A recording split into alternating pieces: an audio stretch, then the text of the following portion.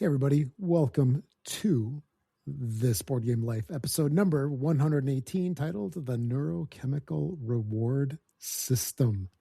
That's quite a mouthful there. And I actually did that whole thing and I didn't bumble it, which is yay me. Nice job. Doesn't that just make you feel better?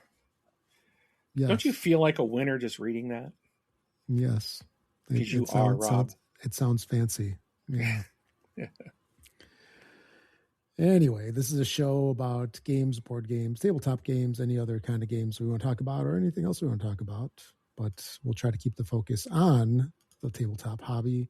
I am one of your fine hosts for today. My name is Rob.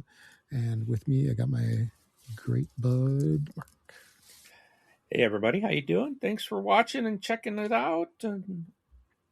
Glad you're here. And we hope you're still here at the end of the episode. And for the next one. And the next one, and the next one, and the next one. And, if you do want to find the next episode and other content that we put out, you can find that on YouTube. You can find our podcast, both video and audio format. We have unboxings, playthroughs, reviews, and other stuff in there, I believe, as well. Make sure to like and subscribe, right? Do a little thumbs up. You know it. Click the little bell, set it to all or whatever the setting is always. And, that's something that's great. Helps support the show. It helps the algorithm, introduce us to more folks. So what have you gotten to the table, Mark? I have gotten quite a few things. I did get to play some more Labyrinth Chronicles. This game is a lot of fun. I am playing through the campaign, and I'm really enjoying it. It is a very light. I think it starts very light. I think it does kind of move up into, I would say it's more of a light to medium weight game, very kind of family oriented, but it can get pretty challenging. And I know the other day I was playing and I was trying to get one of these goals done that you get when you're progressing and opening up some more boxes to add more content. And you're trying to get these goals done so that you can open up another box and get more content. And one of them was, I was struggling with getting it. I was determined, all right, in this game, this is what I'm focusing on. I'm going to try to get this done. And it got down to the very, very final move of the game. I needed to get this one character to collect this last item. And if they weren't going to be able to do it, then it was going to be game over. And the bad guys were going to be able to collect it. And I think I probably spent, Rob, 15 minutes trying to figure out a way to make it happen. Like, how am I going to get there? How do I, shifting the maze. If I shift this way, can I get there? If I shift it the other way, if I do this, if I do that, if I move and, all these different things, I finally got it. I finally found a way to make it happen. And it was something I was overlooking. There are these spots where you can teleport. When you step on this one tile with these runes of a certain color, you can actually transport to the start space. And then that allowed me to get to where I needed to go. But there's a lot, and as the game goes on, there's more and more going on, and it's just a lot of fun. I'm really enjoying it. And that's Labyrinth Chronicles.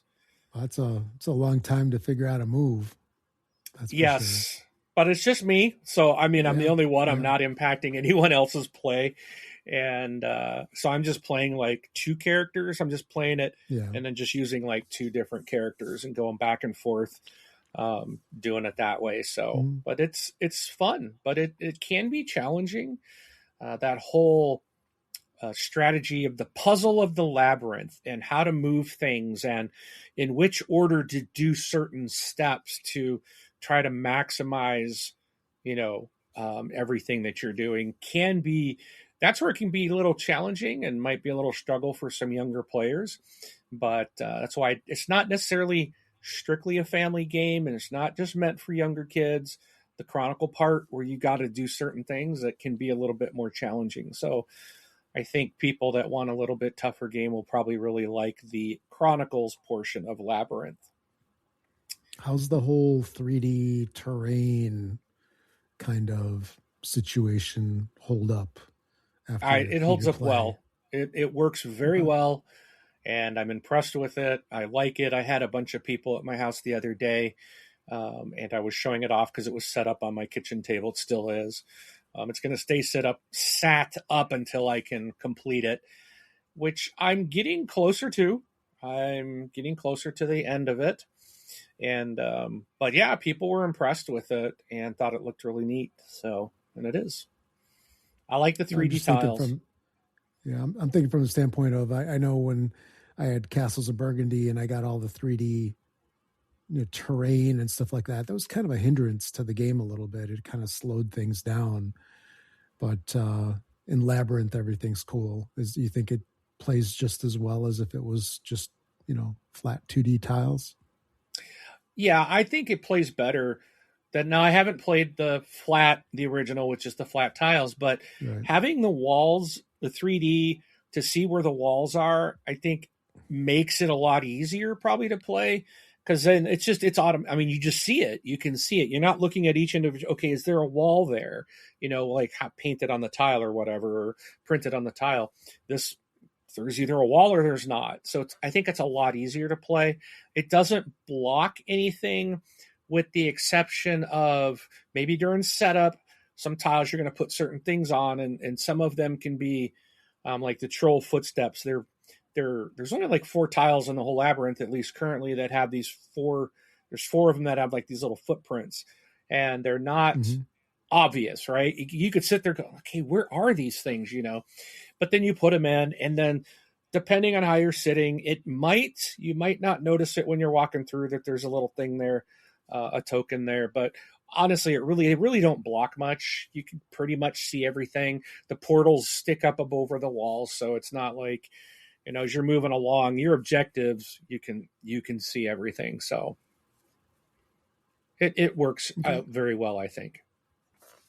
No, that's good to hear because I've had Labyrinth for years and ever since my son was little because it was a game that I picked up. It's like, hey, it's going to be a family game that we'll play together, and it hasn't hit the table since Chuck It Chicken and there's a log game, and then Cat and Mouse and Polizei Alarm, Manza, which is all these like little kiddie games, and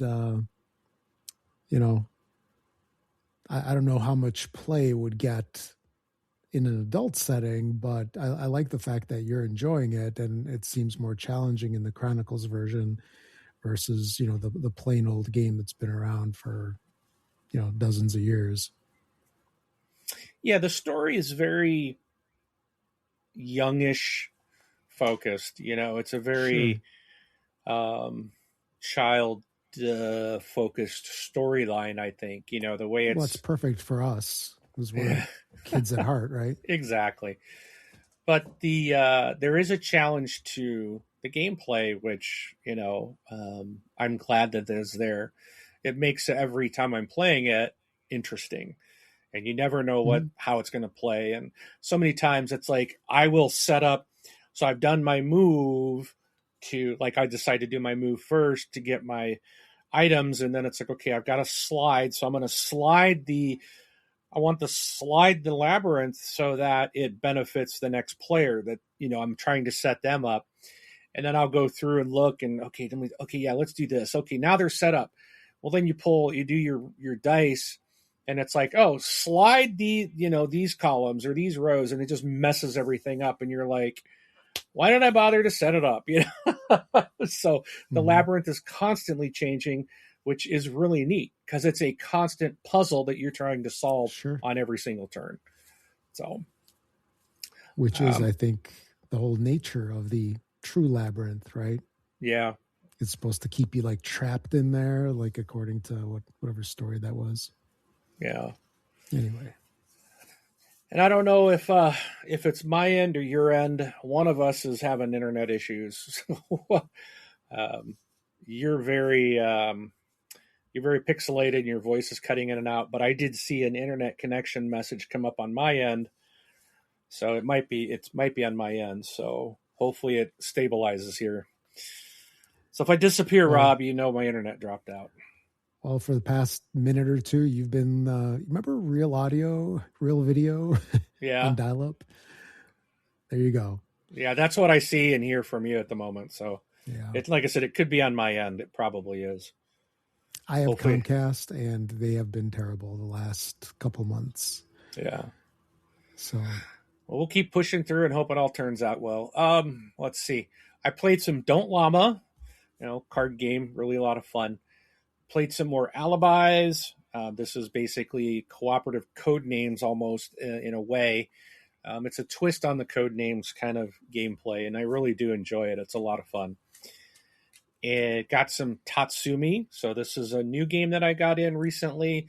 It's something I backed, and it's shipping to crowdfunders now. And I did do, excuse me, an unboxing of it, which you can see up on our YouTube page if you're interested. It's a lot of fun. I've played it now a couple different times with some gamers, and everyone has enjoyed it. It's quick, so this is a game that if you've got someone in your life that doesn't want to spend a lot of time playing games, this is 40 minutes. They say 40 minutes. Get them out. And yeah, there's that. Boot them. But if you're stuck with them, this is a 40-minute game. It plays really quick. It's very easy to teach. And I think this is something that people will, non-gamers per se might enjoy and really like it. So check out Tatsumi. I played some Mandalorian Adventures. I went through and finally got through all the missions there, and it got to open up the secret envelopes that were in the game to get all the content into it. And then I moved on to the Mandalorian Adventures Clan of Two expansion, and I've been playing that. So I've done a couple playthroughs of both of those, so you can see those if you'd like on the channel. I also got to play one of my favorites, Apiary. Absolutely love this game. Mm-hmm. Got to introduce it to some people who had not played it before, and they really enjoyed it, which makes me happy because I really think Apiary is a fantastic game. It's got to be one of the weirdest themes, bees in space. I'm like, what? I think you need to say that like bees in space. Yeah, well, I don't want to get sued by the Muppets, so. Yeah. So it is bees in space, but it is just, if you get past the theme, the gameplay is just amazing. I love it. I love how this game plays. So check out Apiary if you haven't. It is fantastic. We played more Shadowhunters in my group. I also finally got to start a D&D campaign this week with some friends. So had a lot of fun doing that, and I'm looking forward to playing some more D&D. Played Blood on the Clocktower, had a bunch of people at the house. We had, I think, 11 people this weekend come over and played some Blood on the Clocktower, and that was very interesting. So interesting. That game is very I told the guy that runs the game and a couple other people, it's not something I would say I necessarily love the game, but the sitting there and watching the interactions and just being a part of this experience is incredible. It is a lot of fun, and I think it's because I've just played with some amazing good people.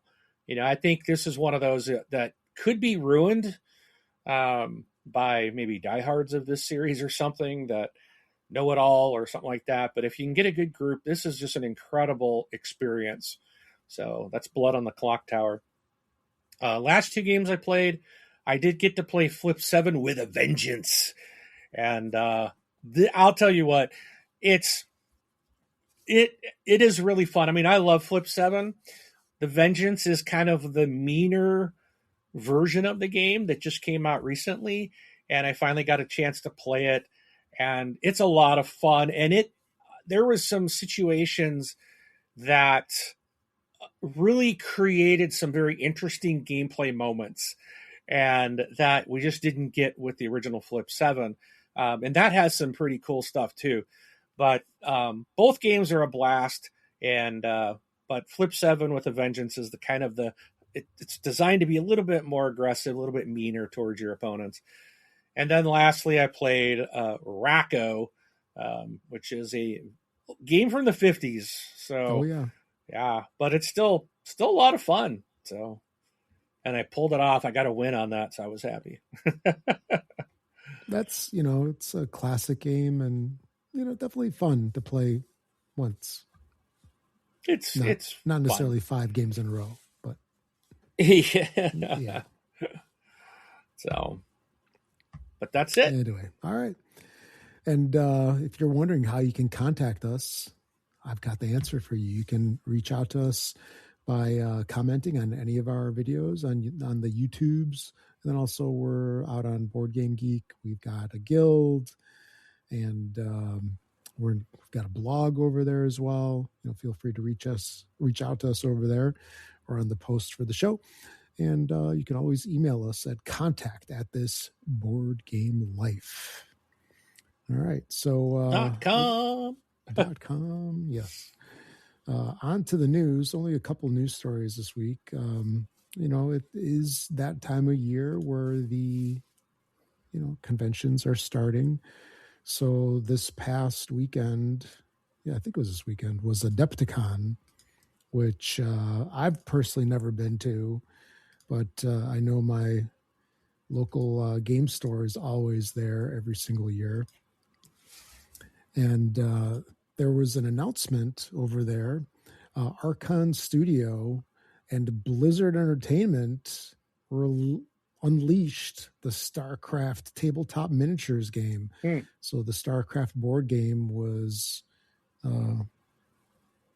much loved, I'll say that, when it was out. And a lot of folks love it, especially probably the ones that played the video game, because that thing's a classic. It's been around for probably 20 years now, maybe 15, 20 years. I know Warcraft just had like the 15th or 20th anniversary edition. And StarCraft, came out shortly after, I think, Warcraft 2 or 1 or 2. Anyway, so this game is going to be coming out. Let's see. There's a 2-player starter set, Founders Edition, which was announced this month, and it's slated for a May 2026 retail release. And then there's a faction-specific Protoss starter set that was at the show, as well as a Protoss Zeratul expansion.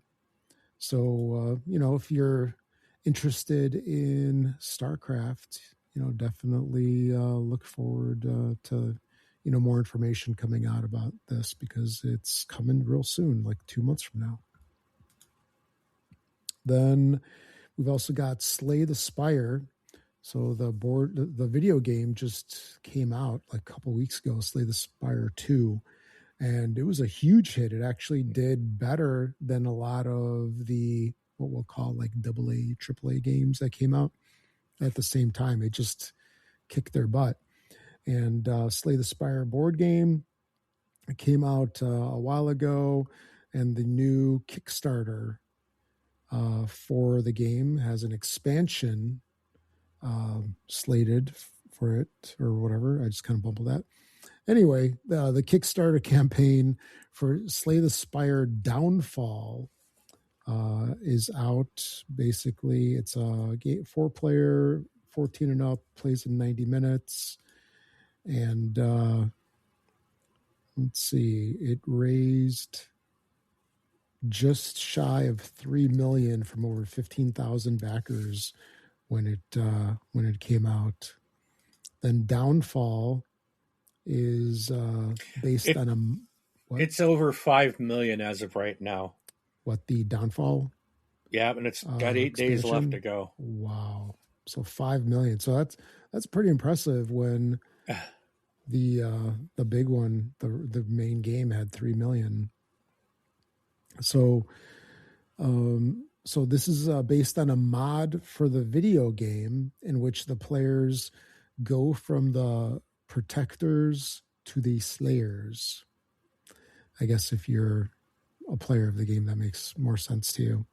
Hmm. But expansion also includes new bosses, player cards, boards, and content. And there's also a collector's edition, which includes 92 acrylic tokens, I would assume, as opposed to the regular, chits or tokens, whatever you want to call them. And then lastly, Z-Man Games revealed that it's got a dual version of Citadels from Bruno Faiduti. So this is a game that's been around forever. It's going to have a street date on retail of October 23rd. So if you enjoy Citadels, you might want to check this out because, heck, everything's getting dual and dice and card game,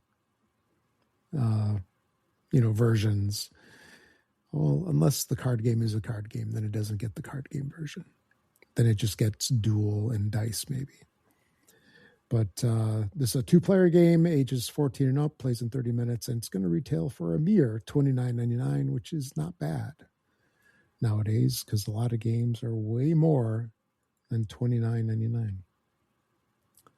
So anyway, that's it for the news. You ready to jump into the main topic? Sure. All right. Sounds good. So our main topic was the neurochemical reward system, because that is a thing. That is absolutely a thing where, winning a game, losing a game, it has profound effects on people, both good and bad. Yeah. Depending on the person, or maybe depending on everybody around them and how they perceive it. So you want to just, we've got kind of a list of stuff. You want to just go through a bunch of these and kind of talk about them, or you want to jump around? Jump around. Well, let's get down. Let's see. I think it'd be fun to kind of talk about the psychological aspects of winning versus losing.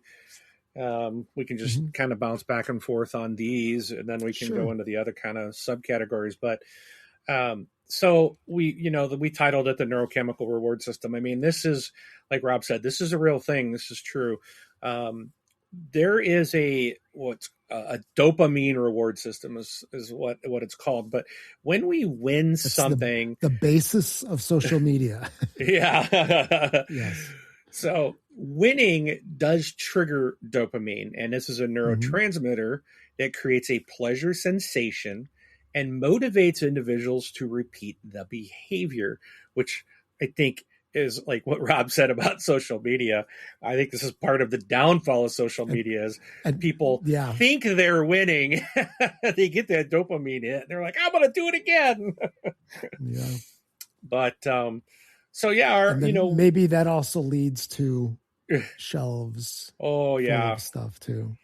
In a different way. But we definitely get a dopamine hit, I think, when we're buying stuff, and gets us excited, but it does. I mean, so there is that reward that we get when we are winning something. And again, we're, even on board gaming, you still get that sensation of pleasure and happiness. And so that can be why some people are, they want that. There's more than just winning the game. There is that additional hit that you get internally, physiologically, I guess. How about the next one, Rob?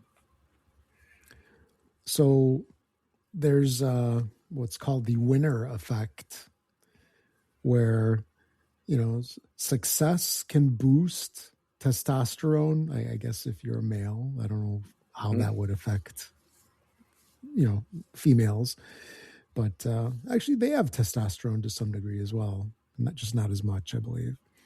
But so what about the non-binaries though? I have no idea. So it can boost the testosterone and dopamine, of course, which we just talked about, leading to various things, like confidence, higher probability of future success. And man, I'm trying not to make a corny joke about this commercial from the 90s. Yeah. About this info. Never mind. I'm not going to go there. And I will say that on the flip side of this too, if you lose a lot like I do, it may have the opposite effect where your confidence goes down, or you might have a higher probability of failure in the future. I would imagine it's got to work both ways, but today we're talking about winning. No, I'm sure. Well, we can. There's when you talk about winning, you have to talk about both sides of the coin. So, losing is part of it, sort of. Yeah. So it's part of the neurochemical in the opposite direction. Yeah, and then, there's the growth mindset and visualization. So winners will typically focus on growth, embracing challenges rather than avoiding them, mentally picturing victory. Will prepare the mind to execute at a high level of performance. So I think I've got people like this in my group, because there are some people that I would say sometimes take a while, or maybe you might have people in your groups that are, like, you might call them a min-maxer. They're trying to determine every possible move and find out, even if it's one more point, if they do this, they get set points. They do this, they get set points. If they do this one, they get one more than possible. So that's the route they're going to go. And there are people that'll sit there and kind of figure all that out. And I think that's part of this is this mindset of they're visualizing every possible move they could make and which would benefit them the best. And like for myself, I just, that's just not me. I struggle to visualize even one, and what gets me is when I do, so my turn's over and I'm starting to think about my next turn, and I'll get it. Okay, this is what I'm going to do. I'm going to do this and this and that will lead to this. Okay, I'm set. And then I'll hit someone that's min-maxing, or maybe two people. By the time it comes back to me, I'm like, what was I going to do? I completely forgot. Yep. So I do not work at a high level of performance when it comes to board games. No, I know what you mean. No, I'm the same way when it comes back around to me. It's, well, in some games, the person in front of you can actually screw up your turn, right? So it's like whatever you wanted, they'll just take that piece and now you got to start over or something like that. Yeah. And it's not just a matter of, I forgot what I was doing because it took too long and I don't remember anything because I'm old. But anyway, so, there's various aspects to, let's say, like the winner mindset as well. Whereas, people that potentially are constant winners or that are high value winners, meaning that they see winning as like their main goal, the only goal. They see failure as temporary, or a learning experience rather than, something that, affects them and they move on. That's like the entrepreneur mindset as well, right? Because a lot of folks will have, setbacks, like when they're opening a restaurant and, they'll, fail, the thing will shut down. What do? They rebrand, they start again. And, that is, what we can call the winner mindset. And, in games, we have that also to a different degree, because when you sit there and you win, you're like, yes, let's, bring on the next one. When, it doesn't turn out your way, you shouldn't let that really knock you down and, want to take your ball and go home, or take your game and go home. Right. You should just be ready for the next one.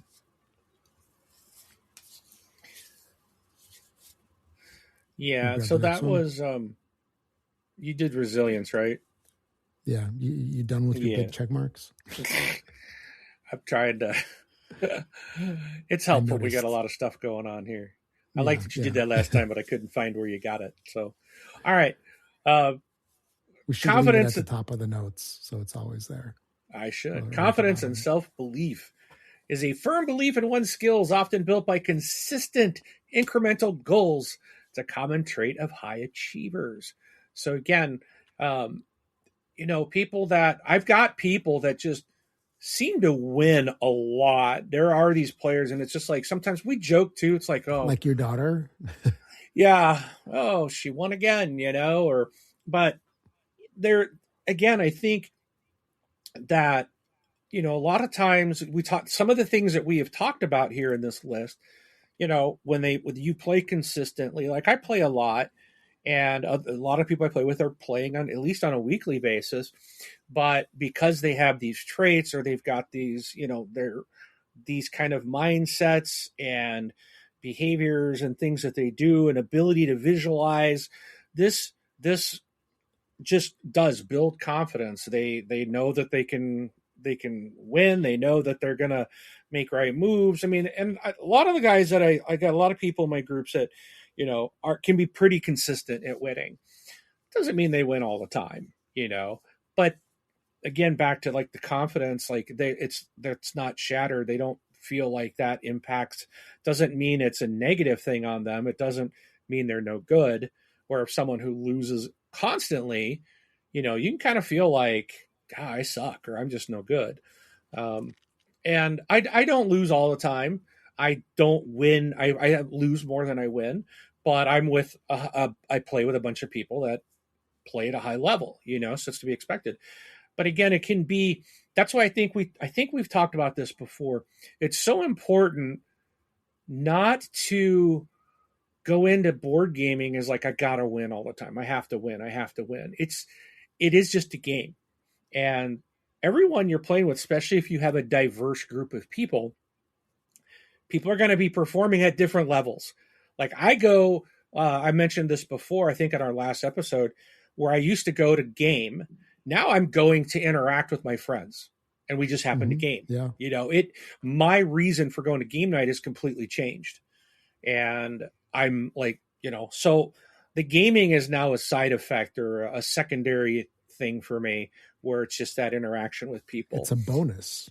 Yeah. And that interaction. So if you are with a group or you go group or you don't want to go because you lose a lot, then put your focus on, I'm going to socialize. I'm going to go, losing at a board game does not impact your net worth. It doesn't mean that you are a loser. It doesn't mean that you're not as good. Everyone's got different skill levels. They got different ways that they think. Play a game like Just One or some of these word games, code names, for example, and you will see people will they'll think something, and it's like that's kind of the way they go. You can all be looking at the same word and coming up with different ways to try to get people to guess that. And mine, I'm like, oh, it's so obvious. How can you not get it? Well, they're thinking just a different way about it. It doesn't mean they're wrong. It doesn't mean you're wrong. So if you are being impacted, if your confidence or belief in yourself is going down because of gaming, then, I would recommend people to change your mindset. It should always come out as a positive effect. Hey, I lost. Like my daughter asked me, do you get tired of me beating you all the time? I'm like, no, because I enjoy playing with my daughter. I enjoy the memories that are created from that. I enjoy the interaction. The time, because like now they're all the way at school, and she's going to be home in a few weeks. I'm like, yes, I can't wait. And then her older brother's going to be a few weeks behind her, and then my youngest he's actually a year-long thing. So I'm hoping to go see him in a few weeks for a weekend. So, now it's like, it's harder to get those times. So, would it be nice to beat her every once in a while? Yes. And it does happen on occasion, and I relish in those moments, but it's not the whole point of it. So, it's just, if you're having struggles or, you feel like, oh, these people always win, or look at your gaming experience from a different point of view, hey, you're having fun, you're building memories, you're getting to do new things. And if you're also like me, I'm always seeming to play something different. How are you supposed to you can't get good at it if you only play it once or twice and then you're moving on to another game. So if you're like our game group, our game group, is that what I just said? Our game group now we are moving to a first Wednesday of the month is going to be new games, like things that we're supposed to be bringing brand new stuff, right? And then the rest of the month is games we've already brought, games that we may have only played once or twice, but we want to get to play again, much like Apiary for me last week. I love that game, and it's like I haven't played it in so long, and I get to play it again, and I'm just like, oh, I want to play this so much, So, make sure that your game group's not getting locked into the cult of the new, and we've got to play something new, because it's very hard for people to get good at something when you've only played it once or twice. To improve your skills of getting better at a game, you've got to play it more than once. So, anywho, I think I rambled a lot on that one, but no, it's good. It's good. No, that's some legit stuff there. Then next up, why do some people care so much about winning, and other people like you and I don't say we don't care, but it's not a priority. What do you think is like the motivating factor? Is it like a personal defect? I don't know if that's the right way to put it. Or is it just their personality type? Or is it, what motivates them to there's some people that are like win at all costs. And again, I think it kind of goes to maybe a lot of the different things we've just talked about. Yeah. I do think outside of those like psychological things going on and the physiological hits from dopamine and testosterone, stuff like that. Yeah, I think there is also that mental, maybe how you were raised, how you as a young kid were you playing like the people you originally played with. I hear a lot of times like, well, we don't play with this person in my family because they'll throw the board and they throw a fit and they're just a bad gamer. Well, maybe they were that way when they were a child, and maybe some people have outgrown that. Some don't. Some just don't. Some just, and again, it can come back to that they look at it as a reflection of their worth. And if they lose, they can internalize it. I'm one of those type of people and I've known for a very long time, I internalize things, and I could hear which is hard in my role at my job, because I work with customers who sometimes are not happy, and they'll contact me and complain, or, give me, and that's what I'm supposed to. I'm supposed to hear their issues and try to solve them. And one of the things I've had to work with so hard over all the years is that to remember when someone is calling me and complaining, they are not mad at me. I didn't break the system. It was a computer-related issue or hardware or software. It was not me.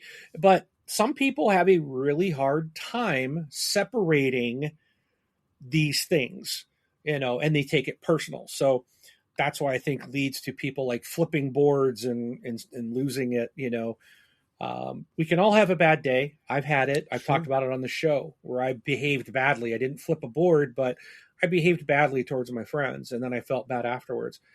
We have a bad day, that can happen. So, but it can't be every week, and if you've got people like that in your group, then you're just going to have to, talk to them about it and say, look, and that's kind of, I think, what I want to try to get across today to our listeners is, if you're struggling with, I feel like I have to win, or that I'm no good, then that's, I would recommend trying to figure out a different way to approach your gaming, because losing a game does not mean that you're a bad person, does not mean you're dumb, doesn't mean you're a loser, doesn't, none of that. It's just a lot of times it's lucks, but so many games out here too are luck of the draw. Like, there's some that take some brain power, and I'm just like, I can't think 5 moves ahead. I'm lucky to think 1 or 2. And I just like, yep, I'm not going to be very good at this, but I'm going to give it a try. I want to learn it. I want to see what the fuss is about. There's lots of games I've played that are hot or everybody's raving about. And I'm like, I think this game sucks. And I've played it 3 or 4 times and I'm like, yep, don't like it. It's not me. I just don't like the game. And that's okay. We don't have to like everything. So some people are just, some are going to min max because they have to win. Some because they got to feel good about themselves, or just the way that they are, or maybe they're a higher level performance because they min max and it's the way they think. And yeah. No, absolutely. And I wonder if some of that has to do with personality types too. I'm sure. There's, let's say, like type A personalities. Maybe those are more apt to go down that road of must win. And then there's that test that has the letters, like the 4 letters, INF something. Maybe that has some correlation as well, but who knows? It just we are who we are, and hopefully whichever way that we are, we get to enjoy the games with people. And not relegated to having to play solo games because nobody wants to play with us because we're jerks. But anyway. Yeah, and I mean, I think you and I are very similar, like styles, or I think you and I both approach board gaming pretty much the same. No, I agree. Because I mean, I remember kicking your butt like 8, 9, 10 games in a row. You go in a whole day without even winning. I mean. And you still come back for more the next day, but then you turn it around and I didn't win anything that day, but we still stick around for the gaming. So no, because in the end, the way that I perceive it, I love the experience and I love playing games with you. So to me, it doesn't matter if I win or not. If I win, all the better. But I at the same time, I don't want you to be sobbing in the corner because you can't handle all those losses and then you won't play with me. Then then we both lose. So you're throwing me a bone every once in a while is what you're saying. Yeah, there you go. Yep. Oh, yep. Mark's got a tear in his eye. Better give him a win on this one. I know. Oh, I better start losing some points here. Anyway, so next up we've got, so there's sore winners and sore losers. Normally you think of just sore losers, but a sore winner is a thing. Now, between those two, which is worse? I think a sore winner is worse. I can understand someone being upset or being a poor sport because they lost a lot more than I can understand someone who won and is just a poor sport about it. It's like you won. You don't have to rub it in. You don't have to criticize people. You don't have to put them down. I don't like a sore loser. Don't get me wrong. I can't stand a sore loser. But sore winning is worse. Yeah. Yeah. So like just a quick few examples, in case you're kind of wondering like, well, what's a sore winner? Like that would be somebody that all of a sudden is like, shouting at the top of their lungs, I won, and like rubbing it in to everybody else that's at the table. Another thing, this one's kind of like borderline maybe, but where they go through and then they start going over all of the amazing plays and moves and everything that they did, again rubbing it in the noses of everybody else. Maybe it's a perception thing for us that lost, or like this is one thing that annoys me, and that's where the winner all of a sudden starts trash talking and like mocking other people's decisions in the game. Like I'm thinking about one instance that I had way early in my board game journey where I was playing Tigris and Euphrates, actually. That's the game that we played last year, Mark. Was that in February? Was it that long ago? Well, so speaking of which, we're due pretty soon, a couple weeks. Yeah. But anyway, it was Tigris and Euphrates, and the guy that won is like talking to me, and he's like, "Why would you make that move?" And I'm like, "It was a valid move." And he's like, "That was like a ridiculous move." And I'm like, "I took a gamble because in there you're drawing tiles out of this bag." Yeah. And I took a gamble that I would get certain tiles, and it didn't work out. And it was kind of a crummy experience, just, basically talking down to people and doing that. So yeah, trash talking and mocking somebody. It's different if you're trash talking and everybody's doing it. Yeah. But when trash talking's one way, that is a sore winner, being condescending and all that. And, that's a couple of views of what a sore winner is. Sore loser is easy because I think there's way more of those, especially kids. Oh yeah. I usually do my trash talking. I did it the other day. It was like very beginning of the game. I'm like the first one to score points, like in a 2-hour game, right? And I'm like, yeah, I'm kicking everyone's arse, and it's all joking because I'm like, I got 1 point to everyone's 0. Well, there's a lot of game, and then of course at the end I'm usually losing, but that's kind of my thing. Is like, soon as if I get a point right off the bat over everybody else, I'll be like, yeah, I'm kicking your butts. and it's, but that's like, it's one thing if it's if it's joking around. Yes, right? That's all it is. And it's humor that is, at least for me, is appreciated. That doesn't bother me. Yeah, it's not cockiness because I know I'm going to lose. And I always tell people, hey, why are you losing? Get out of my spot. That's my territory. Last place. Get up there past me already. Yeah. Oh, that's funny. No. Anyway, all right.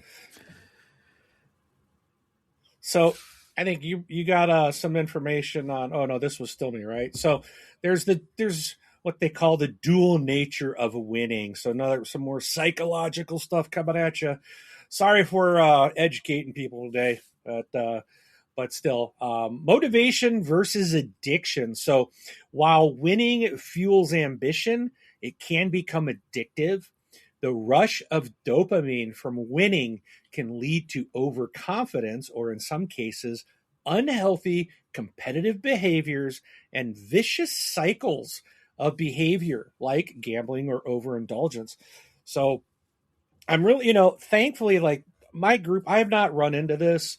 Even the people there's a couple people that always come to mind that win a lot, but they're very quiet. They're very, almost humble? like, yes, humble's a great word. They don't ever talk about it. They don't ever brag about it. They, just like the rest of us be like, oh, you won again. Okay. Not the actual gamers themselves. So, but it can happen. You can get addicted to this and you can become overconfident sometimes. And then if you do, you've got another very high level gamer on there who's competing with you. You got to be careful not to get overconfident because you might make a mistake, because we all can make mistakes. And next thing you know, now maybe you're going to be about a sore loser because you made a mistake and you're upset because you ended up losing. So it can be good and bad. Mm-hmm. So did you do that? Was that the motivation one? Yeah. Now, okay. Yeah. Okay. And then next up, so, there's, my screen just went dark. Thank you, screensaver. So a key component of something like mental toughness is the ability to maintain your composure when you have pressure. It's like you don't crumble like a house of cards. And, you go into it, go into the game, basically, knowing that there's a chance to lose. Like the video game Fortnite that I'm sure everybody's familiar with, right? 99 Never heard of it. go in. Yeah. 99 go in. They're losers. One person is a winner. Yet somehow our kids were always butthurt whenever they weren't the winner. So it's like, 1 in 99, or no, 1 in 100 is the only winner. So yeah, it's like, when we go into these games, if it's a 4-person game, unless it's a co-op, there's only going to be 1 winner, 3 losers. So the odds are actually in our favor that we're going to be a loser. How about that? That sounds great, isn't it? The odds are in your favor that you're going to be a loser. Hopefully not at life. But if you go into a game with that mindset, then if you lose, it's not it. That's another aspect too. If you kind of just go in like, I'm just going to have fun. I'm not concerned about the outcome. Then if you lose, then it's okay. You're not. I think that helps you not feel sad or any negative feelings because you weren't expecting to win, and you went in like, I'm here just to play a game and have fun. And then when you win, it's like, oh, like I've had many times where, I rarely expect to win a game. I don't usually go into something like I'm going to win this because it's just not how it normally plays out. So, sometimes you can see you're like, wow, I'm actually doing well. But then there's those games that you don't really have an idea until you score everything at the end. And then it's like I'm like, whoa, I ended up pulling that one off. I won that, well, that's cool. Then it's fun. And then it's like, that's an unexpected, happiness experience or whatever that you get from it. So just know anybody can lose any given Sunday, right? Is like what the NFL, they always say, any team can win against any team on any Sunday. So no, that's true. So mindset. Right. So here, I'll go through these next couple because I threw them in here and I kind of know where I want to take them. So let me go through the rest of these in the list. You telling me to be quiet? So, yes. I'm Okay. not calling you a loser. You're a winner in my book.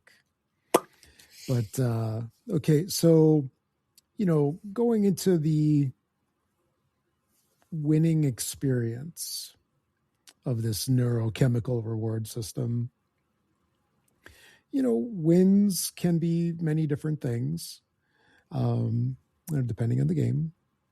And, a loss can be many different things as well.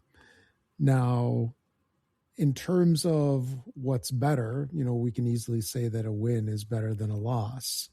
But when you have a situation, let me throw this at you. What do you think is better? A close loss in a game or an easy win? So now you want me to answer? And, yeah. Okay. Like, what do you think? I honestly, a close loss. It's so much fun when it's like, I love games where the scoring is so tight that everybody's basically in it to the end. And, losing by 1 is just, it's just like, you're like, oh, it's so like, it was so close. And it makes it like this tense, fun experience right up to the end moment. It's so much better than like, oh, well, we're 10 minutes into this 2-hour game and I've blown everybody out of the water already. Everyone's checked out of the game, that when it's close, usually, everyone's in. You're playing it wrong too. Wow, that too. Yeah. But yeah, close loss means everyone's competing. And also we're basically probably competing at the same level, sure, and we're all doing excellent. We're either all sucking together or we're all doing amazing together because we're that close. But those are some of the funnest games I've had.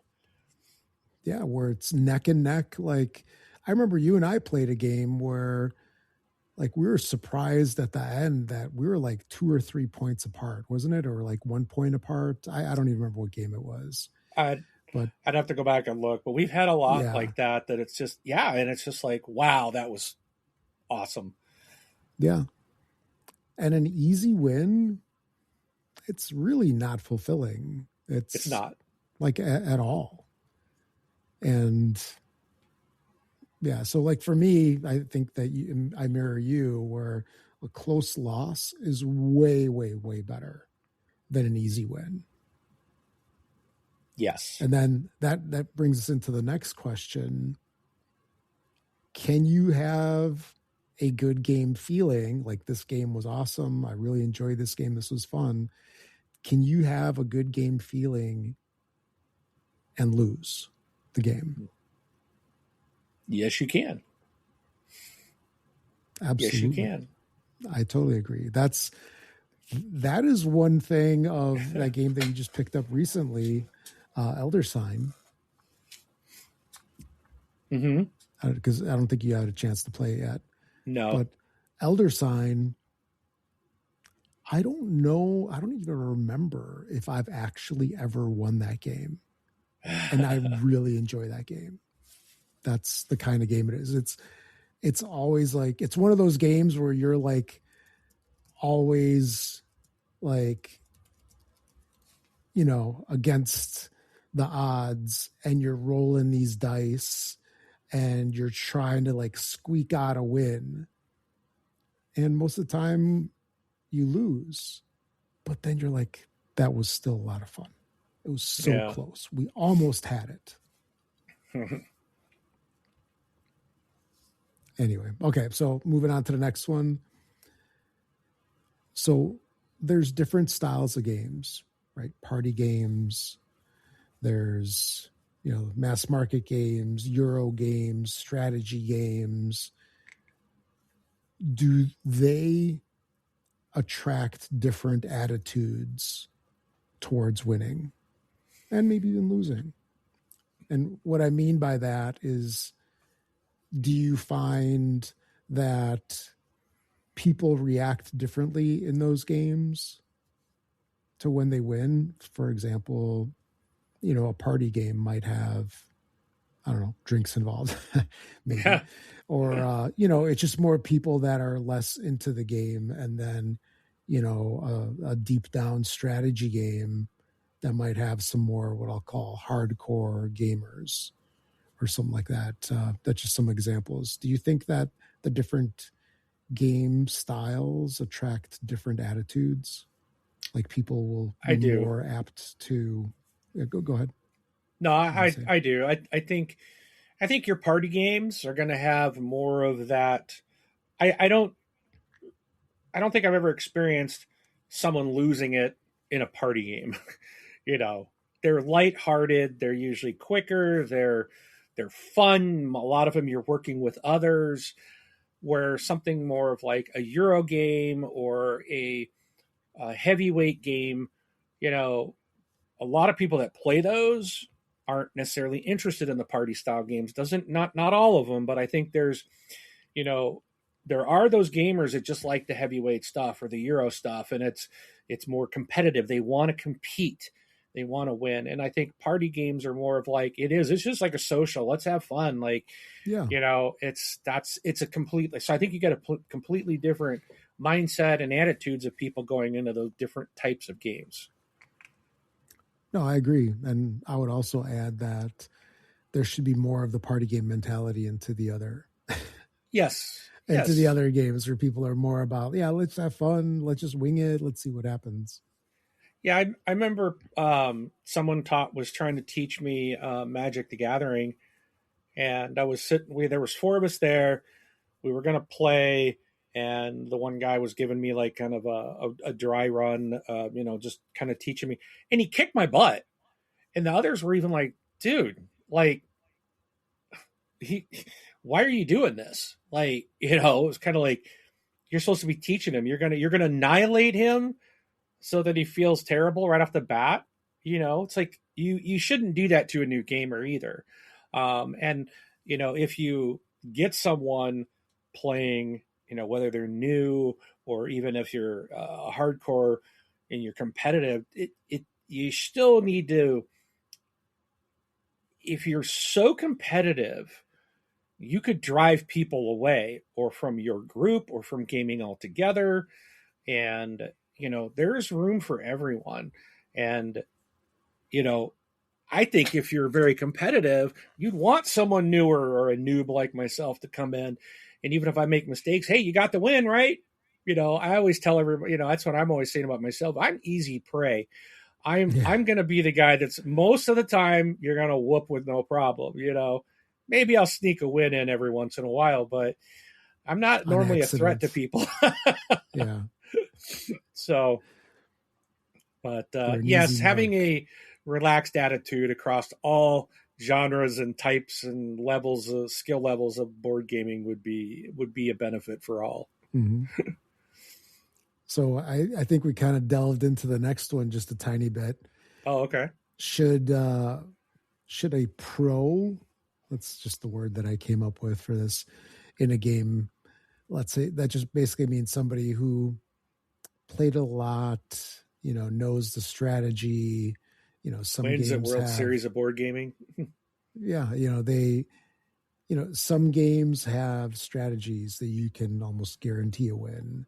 If they know all that stuff, should they handicap themselves based on the audience that they're playing? Like what you had just said with Magic. Because I went through a similar thing with Magic where my son and I, we were at Gen Con probably like 7, 8 years ago.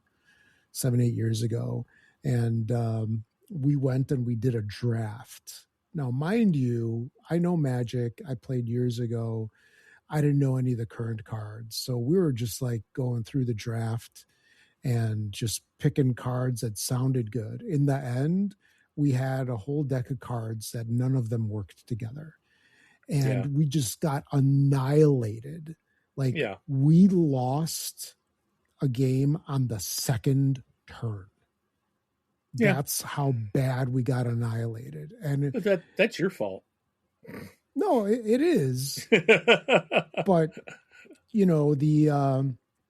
the person that I was playing, that we were playing, because it was myself and my son. He was maybe 7 at the time. Mm-hmm. So you can think of how much as a 7-year-old can play Magic. And then the guy was there with his like the opponent was a man with his 19-year-old son. Yeah. So it was basically 2 adults versus somebody who's out of touch with recent Magic, and then a 7-year-old. But so I think it depends. So like when I was talking about the guy teaching, yeah, you got to be kidding me. I'm not kidding you.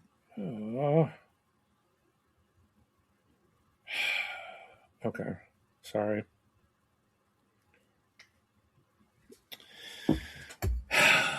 Frustrated. Anyways, I think it depends on the situation. So, for example, the example I brought up about someone teaching me, their goal was to teach me how to play, not to annihilate me. Right. That didn't teach me anything except that, okay, I'm going to lose. That doesn't inspire someone to learn something. So, in fact, I haven't actually played it since then. Like, I've got a bag of it here. I'm going to actually just go and take it with me to game night tomorrow. Does anyone want this crap? I just, I have no interest in playing it. But no, absolutely. Yeah. When we then played, like everyone else, like the other 3 people had experience and I didn't, they weren't trying to eliminate me, but I didn't expect them to I don't expect them to take a handicap just because of me. I'm coming to play. I know I'm going to lose. Was interested in learning it. And so I think it really depends on the situation. If you're at a con and you're signing up for something, no one's expecting it to be a friendly game, kind of like your situation. Yeah, I don't expect that anyone's going to go easy on you. A friendly game, like if I wanted to play something with my group, then and I'm learning something, we're very lenient. We're like, it's a learning. Oh, I forgot to do this when I took my turn a minute ago. Okay, do it now. And they're like, well, I missed it. It's like, it's a learning game. You've just played it the first time. I had that twice in Apiary with a player last week. And she was like, oh, I forgot I was supposed to do that. And I was like, well, go ahead and take it. But she's like, well, I missed my turn. I said, you're learning the game. You've never played this before. I'm like, that's a legit thing you should have done. Go ahead and do it now. It's fine. Like, that to me is more of the way that people should approach gaming. Now, if all of us have played this game 5 times, then it's kind of like, well, yeah, you missed your turn. It's not a, now we all know how to play. Let's play it by the rules type of thing. If you had just realized it and I hadn't taken my turn, you went right before me. Oh, okay, then go ahead. That's fine. There's that lenience there, but so it depends on the situation, I think, and your the crowd and where you're at, who you're playing with. So Blake should have just stepped up his game. That's all I'm saying. It's his fault. Yeah. And his dad should have known the cards and how they interacted. I mean, what a loser. I know. he was a loser. But anyway, so what about king making? That's another very, very controversial What is topic. That? So king making is basically where somebody who has no chance to win, for example, like they are so far in last place that they actually throw the game in a certain way and they choose the winner. So as an example, if it's a 3-player game, the person who's in last place does something in the game that basically throws the game for themselves and then gives an advantage to one of the players of their choosing. That's poor loser there. That's bad. Oh, absolutely. It should not be allowed. Then, we know that is basically looked at as like poor forms, poor sport in playing. But from a winning perspective, like if I did something in the game that basically handed you the win. So this is a game, it's not cooperative. It's a game where, player versus player. It's not a win in my book. Out for themselves. Yeah. It's like, how does that feel? Does it feel good? Does it feel like a wasted game? I feel like I got cheated out of the win. Even if I won, I'm going to feel like I didn't legit win because someone else threw the game to make it that was the only outcome. That's just not right. I don't. Mm-hmm. That again, gaming is it's supposed to be fun. And I mean, people get very competitive with sports and all kinds of different things. But ultimately, we're not professionals, if if you're competing in the World Series of board games, that's a whole different group set, the different mindset. There's referees that will call you on everything. But when you're like in your game group at home and or you're playing with family, it's all about having fun. That's the whole point. We're getting together to play games, have fun, socialize. If you can't do that, then they shouldn't be there. If they're king making, they don't belong. Yeah, no, I agree. Yeah, a win by king making, at least for me, it wouldn't feel as good. Yeah. It would be kind of like, oh, all right. That's like, even when I'm teaching people a game. Now, normally I lose when I'm teaching, and I'm always, blaming, it's because I was teaching, because you're focused on everybody else's turns and what they're doing and not so much my own. And even when I'm like, okay, trying to think what I want to do, someone's always asking a question. What was that? Then I got to think about what their situation is like. Oh yeah, then I come back to, okay, what was I doing? And usually I'm just going to do something. My focus is not on me winning. It's on teaching somebody else the game. That's my main focus. So typically don't win those. But even if I do, I don't feel like victorious because everyone was new. It was their first play. I'm the only one that's played it before. So it's a diminished, win in that aspect. So, yeah, I think it's the same kind of concept. No, absolutely. Then we've kind of touched on this a couple of times now. How about playing to win or playing for group fun?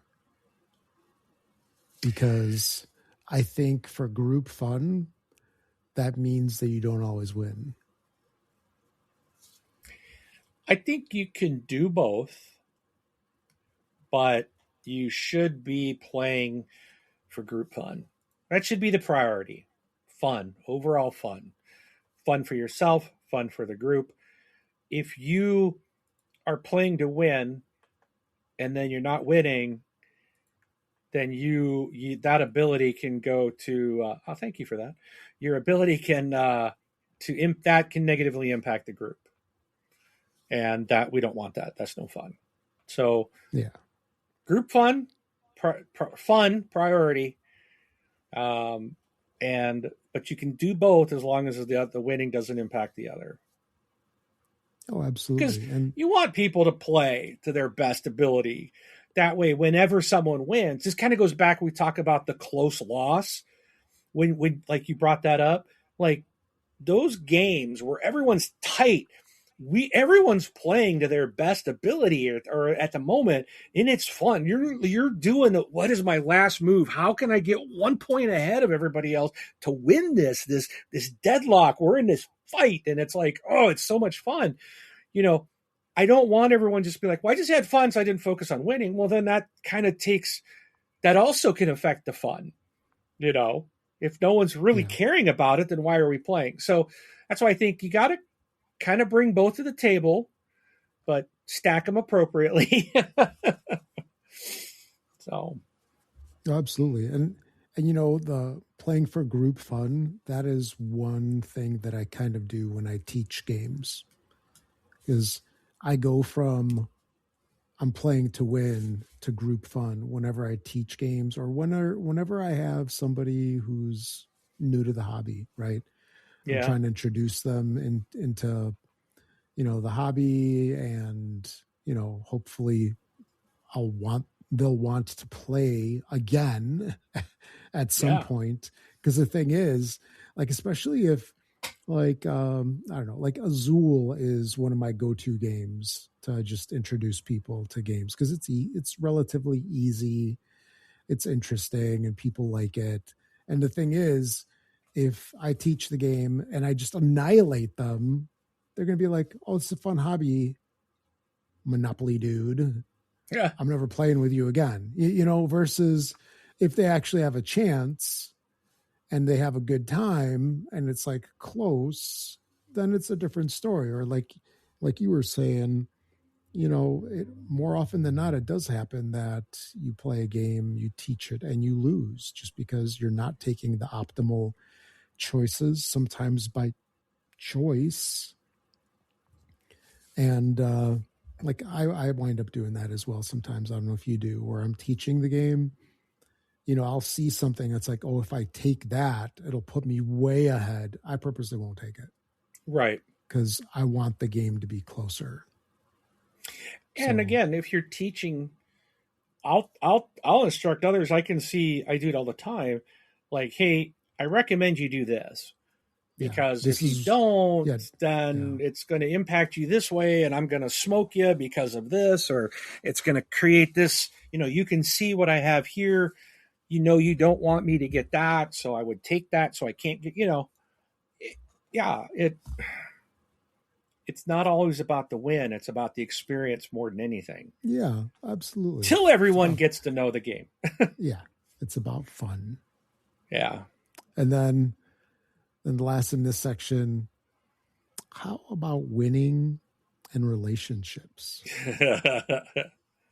And this is friends, significant others, kids, family members. This is a loaded question. Yes, I it think, is. especially when it comes to kids. Again, I think it really comes back to if you teach your children and you also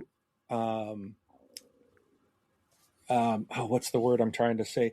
You mimic the behavior of fun is the most important aspect. Then, you lead by example, then your kids will hopefully pick that up as well. And you will improve relationships because you're not having these, board throwing moments or people's getting their feelings hurt because they lost, Yeah. And I think for young kids, it's going to be tough for young kids. Kids don't no one likes to lose. Nobody does. But kids haven't yet learned how to handle things like that. So Right. this is a great opportunity for parents to help teach their children how to handle loss. That's one thing I don't like. Where like a lot of the public schools did away with keeping score in games. It's like, well, everybody wins. Well, no, that's not how life really is. And by not letting our children learn how to handle loss, sets them up for failure in the future. And it's going to be really hard for them to learn it as an adult when the world is not going to cater to them. So it's a great opportunity for us to mimic good behavior, to teach that to our children, and when they lose, to empathize with them, console them, and help them. Again, talk about it. And and help them understand that it's all about just having fun, being together. And that will help improve relationships on a mass level. Not only just Absolutely. gaming across the board, but it'll help them with just relationships even outside of the family. And so, but it can be bad, Rob. I'm with you. No, I know. I've Yeah, walked away from some family games before. That's it. I'm done. I can't listen to y'all arguing anyway. I'm out. yeah. Peace out. I'm taking my game and I'm leaving. Yep. No, and it goes beyond kids because I know there's, I've heard stories about, couples playing and then, one of them wins and then they're sleeping on the sofa. Kind of stuff going on. Yeah. And so maybe that's the stuff that should have been addressed as kids should have, been addressed so it doesn't go into adulthood. But Rob, I mean, let's be honest. Do we really want to? Yeah. Do we want to sleep with a loser? I mean, come on. No, I think the winner gets the sofa. There you exactly. maybe, yeah. I guess it depends on how you look. I'm gonna win tonight for sure. So I can sleep on the sofa with there the you TV. Go. Anyway, so got 4 more left in this list, and just to go through, these are, some more questions. So, is losing to a friend different than losing to a stranger?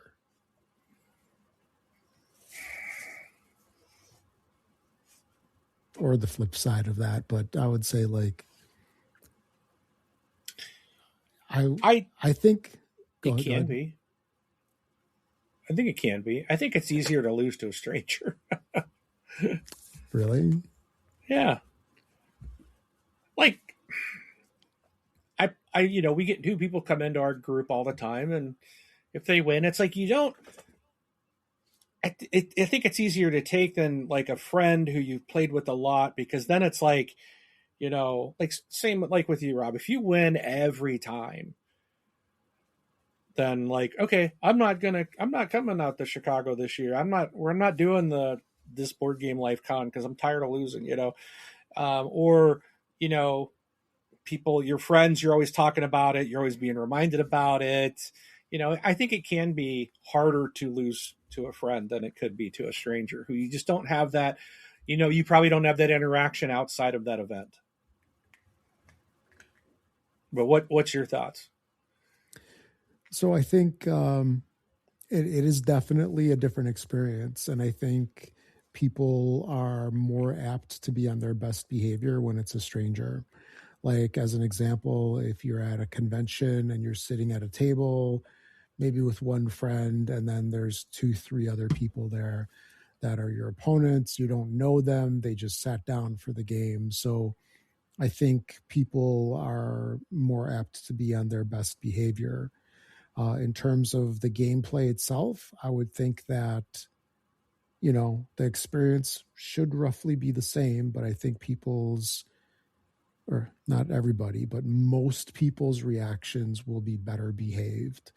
But if they're with friends, then they probably feel more comfortable and they're more apt to, you know, have, you know, the egging on and stuff like that, which can be okay, right? Because if everybody's participating, it's perfectly fine.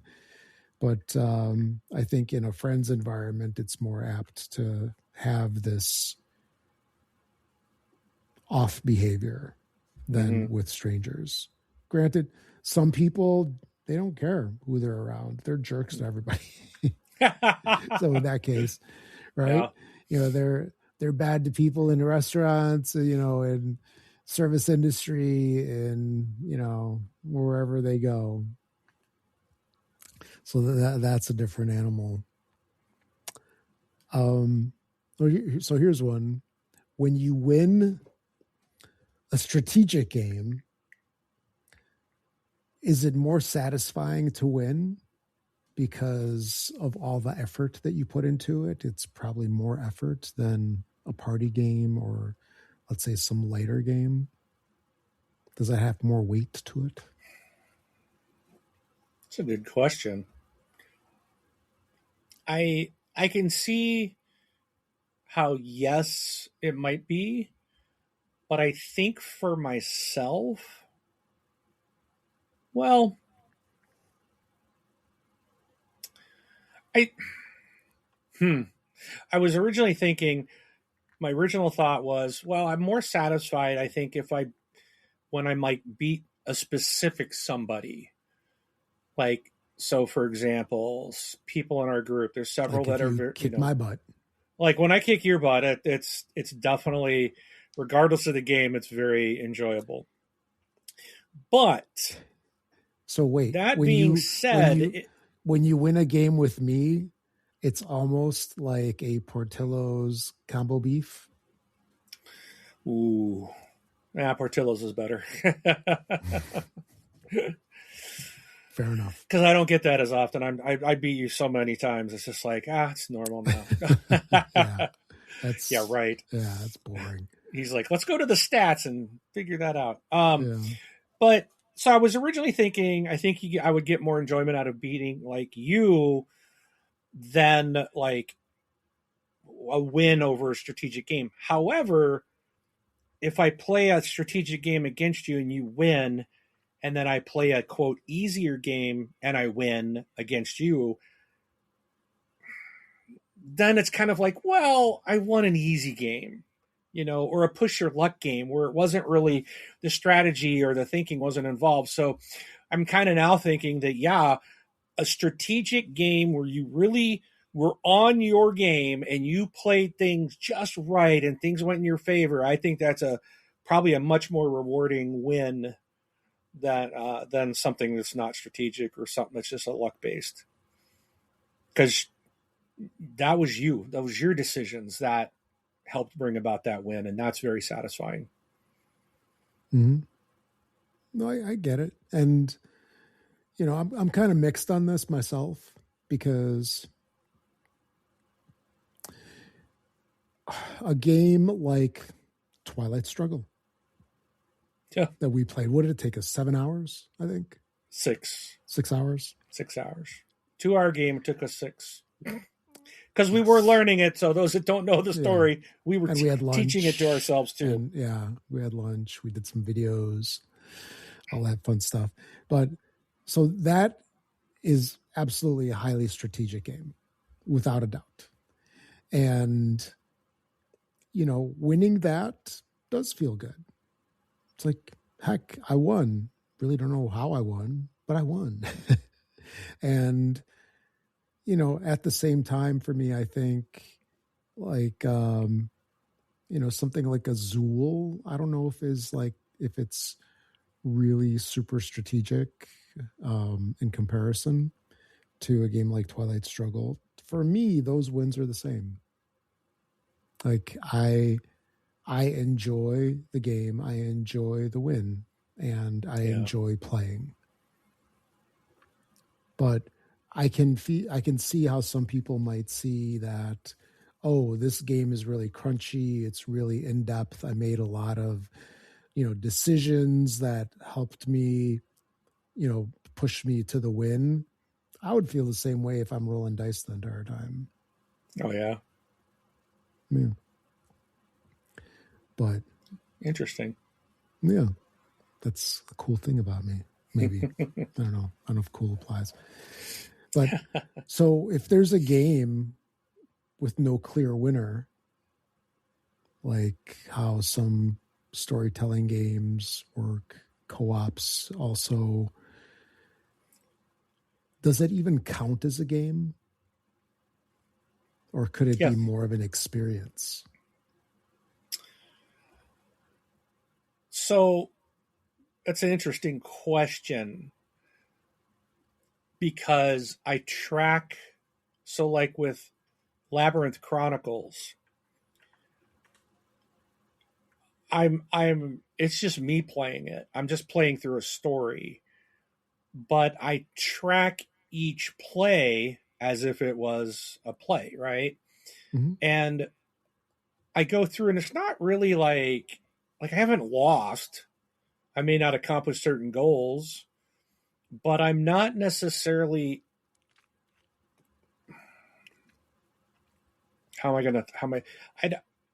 I get a lot of the items. Like, I'm kind of looking at this one as they score some points, the enemies do, and then I do, but I'm like scoring way more, and I'm progressing in the story. So yes, I chalk it up as a win, even though it really is not a win. You're just playing through this story. But on something like Pandemic Legacy, if we succeed, it's a win. If we lose that month and have to replay it, then it's a loss until we play it. And then like Pandemic, I think you can only lose a certain amount of times, and then they just move you forward anyways. So if that case, it would be like, yeah, we never won this month at all. And then we just had to move forward, and I track it whether it's a win or it's a loss. Yeah. I don't know if I'll ever hit a loss in Labyrinth Chronicles. I was thinking of that the other day when I was logging it. I'm like, well, I'm just not really, it's not really a win or loss situation, but I still count it. I played the game. I still went through the scenarios. I did accomplish some stuff. And what I didn't accomplish, I will work on in the next one. Because sometimes you don't always open new content. You're just like, oh, I got one goal done, but I need to get 2 goals to go back into this box and get more content. It's still progress. So I still count it as a win. No, I get it. It's very, very iffy, though. Makes me feel better. No, in part, it's like from the perspective of, a game has competition and you're going against other people. Because that was the thing about competitive games that people brought up initially, like when they first started coming out, was like, is this even a game? It's like, didn't you, like, when you first got into the hobby, weren't we talking about competitive games? Like, with the island game, Forbidden Island. Forbidden Island? Yeah, that was kind of like it was a little foreign, wasn't it? Like the first Yeah, time that you played it, like I hated it, but I didn't understand it was cooperative. Like, I mean, I played co-op in video games. I'd never played a cooperative board game. I didn't know such a thing existed. yeah, So, but no, going back to that series, I do enjoy it. I yeah. love cooperative board games. They are Mm-hmm. actually my favorite. Just like video games, I preferred cooperative video games as opposed to competitive. Um, except maybe Call of Duty. I love Call of Duty. That was a lot of fun. So even with co-ops, there's two different kinds. There's the co-op shared victory, and then there's the co-op there is a winner. Like Nemesis. This game right here. This game right here, Castaways. From Alberto Corral. This game is a cooperative game. You are like, I think Marco Polo or Tom Hanks in that movie with the FedEx thing in the ball. Yeah. And Wilson. You're on an island and you're basically trying to survive as a group of you're trying to survive and I think get off the island. And at the end of the game, there is a scoring system. So when you do survive as a group, hopefully, there is a winner. So there was always kind of like this little thing of, do you hamper people? Like you're trying to win, but do you screw other people over at the same time so that they don't get as many points as you? So that was always like a funky discussion point. I played one, maybe not similar to that game, but it's called Between Two Cities. Oh yeah. And you're working with the player to your left and the player to your right to build cities that you both are contributing to. But then at the end of the game, you're scoring up all your points that you got on like both of the cities or something, but you're trying to get your point more points than they get. Yeah. So it's cooperative, but it's both cooperative and competitive. It's weird. It was a really weird game, but still counts in my book. I actually think I won that too, and I'd only played it once, if I recall. I could be wrong, but I'm pretty sure I pulled it out. So, which was a surprise. Yeah. Mm-hmm. Mm-hmm. Actually, maybe we should give this a try on the con. It's a fun game. TBL Con 26. Yeah. Heck yeah. All right, and then the last thing on the list. If you're not playing to win, are you really playing? That's the Ricky Bobby way to look at it. If you're not first, you're last. I think this kind of goes back to what I said earlier. And I want everyone to play to win. Because that's what keeps it fun, keeps it competitive. It's really not fun if someone's just sitting there, not really into the game, not really playing it right. It does impact the fun of everyone else. Yes, the fun is number one, but I want everyone to play to win, just not win at all costs. Win so that everyone is feeling like we are actually playing the game the right way, all striving to get the win. But if we don't, it's okay because we had fun. That's the thing. So I want people to play to win, just not at all costs. No, I get it. And, I think you said it really well, because you want everybody to play in the spirit of the game. Yes. But not be jerks about it. Yeah. Basically. It's as simple as that. I was going to use a different four-letter word instead of jerk. but that gets it across. Punk? No, it starts with a D. Anyway. Dude? Sure. Yeah, don't be a dude. So anyway, that's our little discussion on Dope. Gotcha. Don't be a yeah, dope. yeah, exactly. On the neurochemical reward system, which is actually there's a lot to it that you normally don't think about, that we just sort of like take take for granted.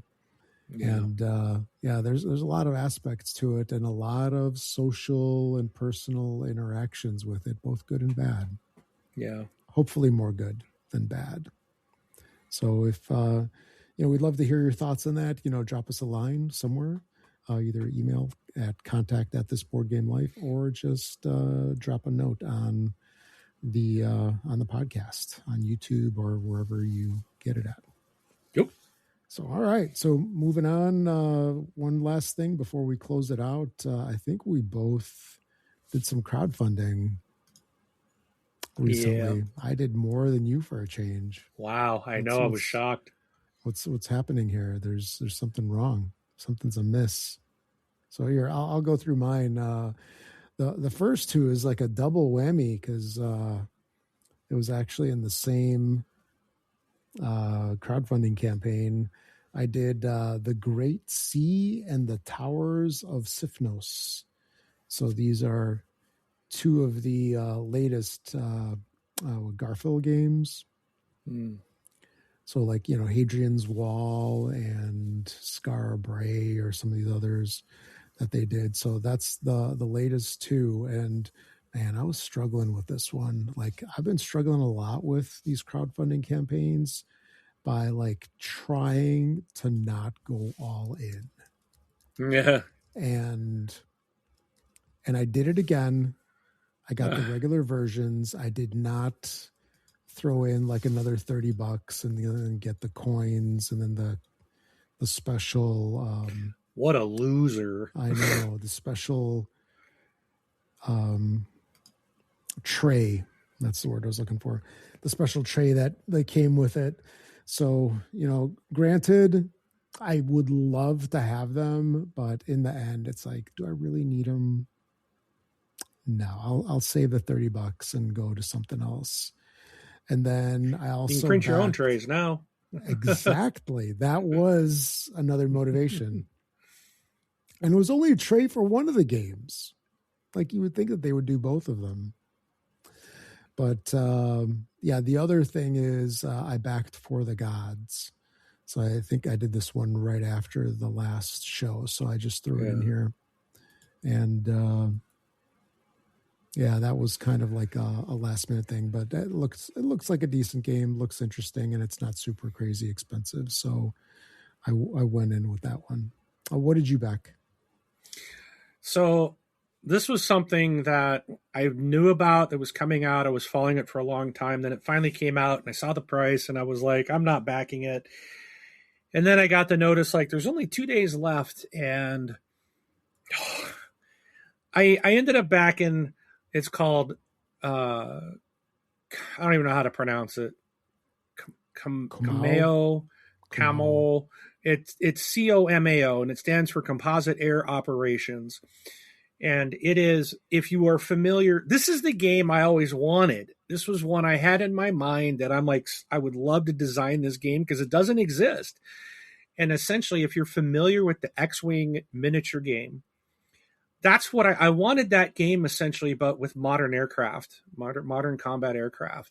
Mm-hmm. And it has finally been designed, but it was the price. I was like, I'm trying to be better about slowing down my backing, but I'm like, this is a game that I wanted to design. Someone finally did it. How can I not back it? So I backed it, and I did go all in because I want all of the air forces. So the base game, essentially, I believe it's just a 2-player. I don't know if they actually even state that in here, but maybe you can have multiple people on each side, but it's like 2 sides that are going to compete in this. Oh, it is 1 to 2 players. Yeah. And you get your little airplanes, just like the little plaques stands with the little sticks. You have your airplane hovering over the board, and you've got elevation, and you load out your plane with bombs and missiles and different types of weapons for the mission that you need to go on, and you're going to be essentially crossing paths with other aircraft trying to do their missions, and you're going to end up duking it out. But there's all kinds of different things involved in this, and it looks really good. And I went ahead and jumped on it, and I'm going to end up getting, let's see. So the base game does come with, you gain, let's see, what is it? 2 factions. So you get like, let's see, what did they tell me? I don't know, but you get like there's 4 countries involved. There's French, the US, Russia, and China. And so it's like in the base game, you get like 1 airplane from each of those countries. And then they have faction boxes where you get like, I think 4 or 8 more planes. I don't know how many in each box. I don't remember. But there's these 4 factions as well from each of those countries, which give you more airplanes and different airplanes from those countries that to go into the game. And it just, yep, I did it. I backed it. So I'm excited for this. You sent me this thing, and when I saw it, I'm like, Mark got his game. Because I know your love for this and how much you wanted it. And as soon as I saw him, like, he got it. Yeah. Finally. So I'm pretty stoked about it. No, and I'm excited that you're getting this thing. Hopefully it delivers. Here's that. Well, that was my other concern. It's a lot of money. The good thing is this is being designed by an actual military pilot from the French Air Force. Like this guy was, I think he was a pilot. And so it's got the knowledge. Like I really believe this is going to play really well because the person designing it did this for his life. This is what he did. And now, but I got a question. I want to kind of bring this up on a separate note. So this campaign, where did it go? It's over. Yep. It's closed. They got a total of 337,000 euros. Okay. 337,000. So let's remember that. And you know how these companies all have stretch goals. And yes. I think stretch goals are stupid because I've always like, they're obviously it's already planned. You know, a lot of the stuff is like, oh, you're going to get this, you're going to get it. I think it's planned.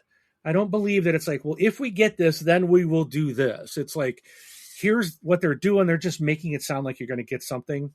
So this is interesting. It's part of the hype because it is because yeah, this got up to 337,000. So at 300,000, they opened the app. Oh, you know what? Never mind. I misread that. Let's see. The rest went into followers. I was going to say they unlocked everything, even though they didn't meet their goals, but they did. The next ones above that were like 500 followers on something. They were like social media goals. So actually they did meet all the goals, everything unlocked.